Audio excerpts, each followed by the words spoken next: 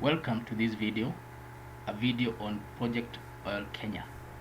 And before we proceed, I request you to kindly subscribe to this channel.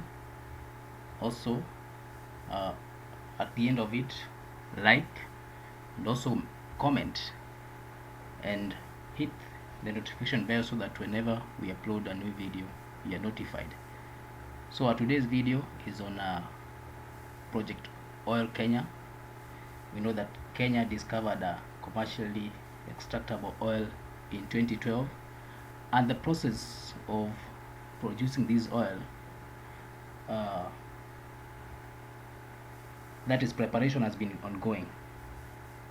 So Project Oil Kenya involves development of oil discoveries contained in blocks 10BB and 13T in Turkana County.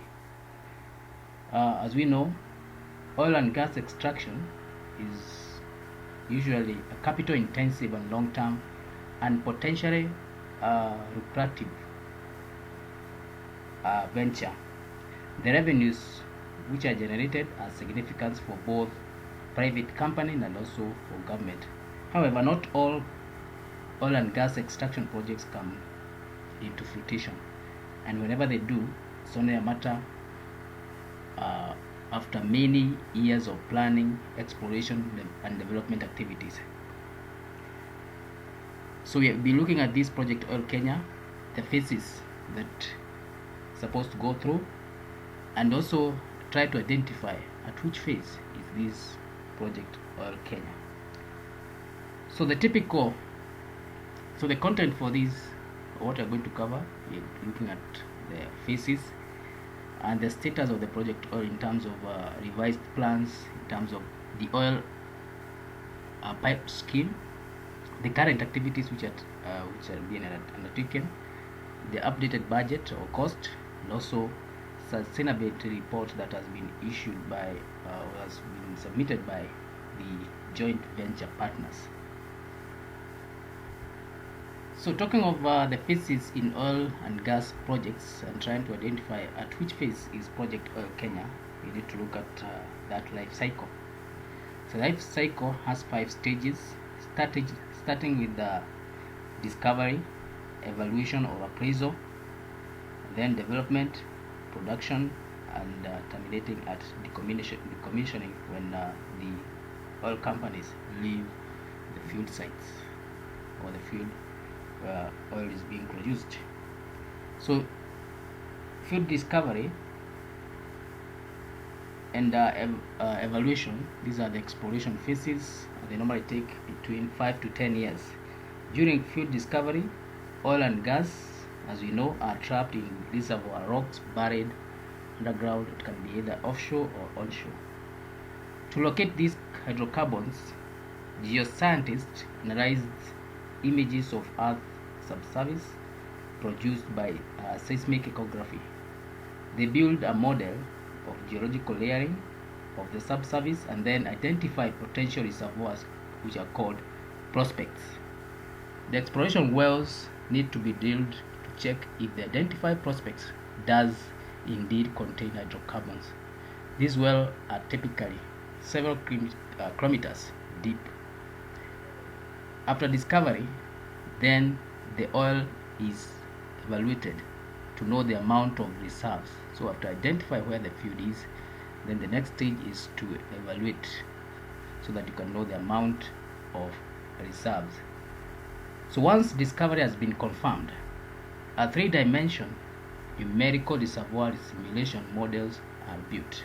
This is done to estimate the initial volume of oil and gas in the reservoir, to simulate the reservoir fluid flow behavior and optimize the field development scenario. Appraisal of wells is done, and this is normally done to improve the field description through further data acquisition. So as we will see, this is the stage where the Kenyan project is in the last stages, where they are trying to they've already established the amount of reserves. They have even revised, and we'll see later as we move on with the video. So once the evaluation process is completed or the exploration phase is done, and this normally takes 5 to 10 years, then the project enters the development stage. So here the production facilities are designed and they are implemented. This is where the pipeline is constructed. This is where the facilities that are required for the production are built. This is where the field development plans are designed and presented to the government. So the field development plan establishes the following. It establishes the number of wells to be drilled to reach the production objectives. The recovery techniques to be used to extract the fluids within the reservoir are established. The type and cost of installation are determined. The separation systems for gas and fluids are done. So this is preparation for the production phase. It normally takes between 1 to 5 years. So once this has been done and the oil companies are satisfied that they can be able to produce this oil and they have the necessary facilities in place, then they move on to the next stage, which is production. Production stage can take between 15 to 30 years, and that's the life of the project. So the production, this is the time period over which hydrocarbons are extracted, and it varies between 15 to 30 years, but in some cases it can be extended to 50 years for the giant fields. The lifetime of a reservoir is composed of different successive phases. The first phase is the period of production increase, then there's stabilization phase or plateau, then there's injection phase, and then there's depletion period when the hydrocarbon decline progressively. So we have the production phase, we have the stabilization plateau phase, the injection phase, and then the depletion period when the hydrocarbons become less and less. And this is when the oil companies start preparing for decommissioning of the site restitution. So the last stage is where we talk of field abandonment. When the hydrocarbons production rate becomes non-economical, the reservoir is abandoned. Before this, the field must be rehabilitated. So the oil companies need to dismantle facilities such as platforms. They need to put the well in a safe state. They need to preserve the residual reserves of the field, and they also need to clean the place. They need to depollute. They need to rehabilitate the site to almost the original condition. So this is the phase where they decommission, and then the project oil is terminated. So from this analysis, we can say that the project oil Kenya is at evaluation, because plans are being made on how the production facilities are to be made, or we can see that it is oscillating between evaluation and development, because there are some activities such as identifying the contractors which have started. The process of making the final decision, process of seeking strategic partners is ongoing. So we can say that although it leads more towards evaluation, we can say it oscillates between evaluation and development, because there are combination of activities that are in both evaluation and development. So the whole process is supposed to take a maximum of 40 years. So that's the lifespan of the oil and gas project. So Tullow and its joint venture partners, that is African Oil and Total Energies, they announced in November 2020 that they are to reassess the development plan and design a project that is economic at low prices while preserving the phase development concept. The joint venture partners expect to complete this revised assessment of the project and also present the field development plans by the end of 2021. So the process of redesigning or revision of the plans has already been done, and it's being done. It was being done by aiming at ensuring that the project is technically, commercially, and environmentally strong. So it was done by the resource position was audited by external independent auditor, Government Klein and Associates, and they have already completed that process and presented their finding to the joint venture partners. And now they are aiming at a higher production plateau of 120 barrels of oil per day. And the earlier plans had indicated that production plateau was 72, but now through revision of plans, it has been increased to 72 barrels of oil per day, BOPD. In terms of gross oil recovery expected, it's now at 585 million barrels of oil. This is an increment from 433 million barrels of oil per day over the life of the field. So other developments include addition of more fields. So the first phase of production, Project Oil Kenya will now include Ngamia and Kales, Amosing and Twiga fields, and these blocks aim at production of that 390 million barrels of oil. Early oil pilot scheme was carried out between 2018 and 2019. It started in June 2018, and the scheme aimed at assisting the joint venture partners and also the Kenyan government to get more information from the oil wells, and also to test the market for Kenya's crude oil and the logistics of handling the crude oil. So the process was completed in 2020, and the reservoir and production data which was gathered from this process is now being used in redesigning the full field development concept. The EOPS production of more than 350,000 barrels of oil from the Ngamia and Amosing fields provided 6-month sustained rate and pressure data.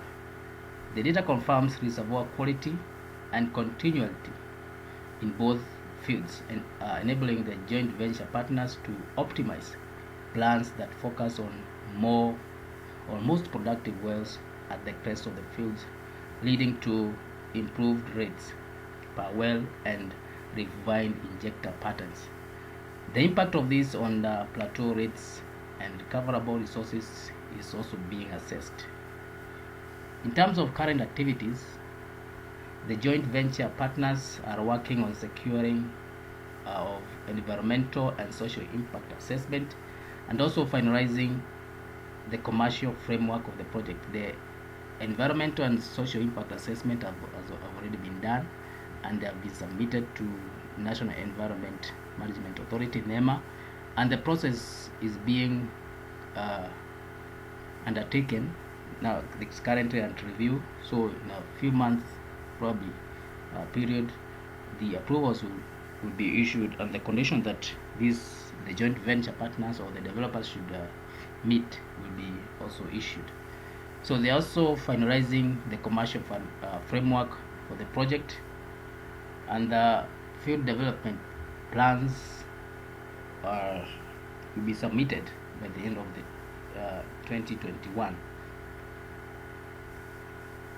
So this is in line with the license extension requirement which were provided by the government of Kenya in December 2020. There's also the revised plans also yielded updated cost. The project is now estimated to cost around $3.4 billion. This is up from the previous estimate of $3 billion. The increase in capex from the previous design is due to a bigger facility processing capacity, the additional wells to be drilled, and larger diameter crude oil pipeline, which will deliver 30% increase in resources while lowering the unit cost of to $22 per barrel. Previously it was around $31 per barrel. So the total gross capex to first oil is expected to be 3.4 billion. It comprises of 2.0 billion for the upstream and 1.4 billion for the pipeline. The capex estimate is based on the bids which were presented by various entities, and also from the feed updates from the contractors.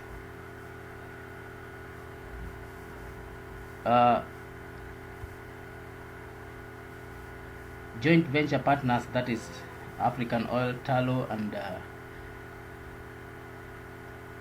Total Energies, have individually presented their sustainability report for 2020, and they have taken the opportunity to review on how to improve the environmental and social aspects of the project. In their reports, they say that they are aiming at ensuring that there's limitation in carbon emission through a combination of heat conservation. These are ironical. Fossil fuels are known to emit carbon, so they need to be very categorical on how they are going to reduce carbon emission given the type of project that we are dealing with here. They also plan to use of associated gas for power and reinjection of the excess gas into the reservoir. Further, there are also opportunities to use the Kenyan power grid that is powered by renewable sources, and options to offset remaining emissions. As per the previous development plan, the pipeline from Turkana to Lamu will be buried. That means to have minimal interruptions in terms of lands, so people who will be affected by this project will after the project has been done, can be able to continue with the activities, but at limited capacity, so that they don't interfere with the pipeline. Turkana Dam will also supply water for the project, and also to the community, to the local community. The project is expected to be of importance in terms of it represents a stable and long-term source of income to the government. In terms of future activities that are ongoing, that are planned for this project, the joint venture partners, that is Tullow Oil, African Oil, and Total Energies, they are seeking strategic partners for the project. Based on the revised plan, they believe that this project is attractive and it's a commercial prospect for investors who are looking to access the East African oil and gas sector in both upstream and midstream. It is intended that a strategic partner will be secured ahead of a final investment decision. The partners indicate that the new entrant to the Kenyan project will become the primary financier in the project. So they are in that process of securing a strategic partner, and they are planning to have the strategic partner take over 50% of this project Oil Kenya. So that's the status of the project Oil Kenya. So out of that evaluation, we can see that the project Oil Kenya is oscillating between evaluation and development. So there are some activities which are planned, which are ongoing, which can be put on the evaluation phase, and the others in the development phase. So that's the status, and as you have seen, the project has a lifespan of maximum of 50 years for the giant fields, but this project is being estimated to have a lifespan of 25 years, right from the time the discovery started up to the end. So they are in the process of securing a strategic investor, and also soon they are going to present the field development plans to the government for the approval, and then After that, they make the final investment decision, and that's when most of the activities which are in the development phase will kick off. So thank you for watching this video. Like, comment, and also hit the notification bell so that whenever you upload a new video, you are notified. Also, don't forget subscribe if you have not. So welcome to more videos in future.